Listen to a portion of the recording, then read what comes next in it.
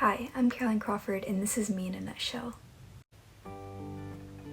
As an integrated psychology major, I have such a love and profound interest for the psychology realm and mental illnesses in general. I grew up with a lot of mental illnesses, and even though they hindered my daily functioning, I learned to see it as a blessing to understand the how and why between life and how our actions reflect our thoughts.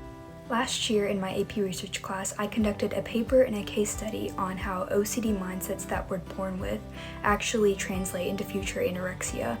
This fueled my interest for research and creativity in order to understand the inner workings of life and God's creation. Thinking outside the box from abstract ideas in order to create a logical solution is very interesting to me and leads me to my next interest. I've been writing poetry since I was about 10 years old. Poetry is my way of taking my concrete ideas and emotions and putting them down tangibly on paper. Not only is it a creative outlet, but it's also a spiritual experience as I express my deep emotions to God, just as David did in the Psalms. I enjoy writing abstractly, so it takes time and effort to unveil its true complex meaning because so much can be placed into a few words. As you can probably tell, the relationship between logicality and abstractness is very intriguing to me. I have written hundreds of poems, but here are two of my favorites that I want to share with you. The last big part of me individually is nature. Just like psychology, I have an overarching love for things and how things work. I enjoy appreciating God's creation, from the little things like bugs to the big things like the mountains.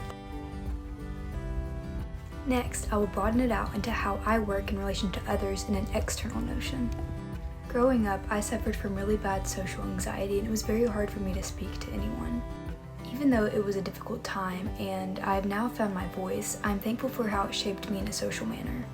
It's given me a newfound love to notice things first and to observe things before putting in my own input, just as I do with nature. People still often mistake me for being shy and quiet, but I just really like to prefer to listen, observe, and analyze before I speak my own opinion. Lastly, I'll talk about my empathy and how I see it as a superpower. I've always been a very super empathetic and sympathetic person, but little did I know empathy goes beyond just sharing same experiences. I often feel other people's emotions in my soul and can tell that they aren't my own. This happens with people I'm close to and even with people I don't even know. I believe it's the Holy Spirit empowering me to feel for others. I've mentally struggled for a majority of my life, so I feel this is God's way of using my ability to feel in order to connect with others and take the focus off myself. For example, this summer I served in Minnesota with Young Life with people I'd never met before. One night, a girl that I barely knew came up to me and started crying in my arms. She only said a couple words about what was going on with her, and even though I'm not a crier, I immediately started crying with her and felt what she felt. I also found myself praying over her without even thinking about what to say. This is the Lord's gift to me. These are just a few things about myself and what make me, me.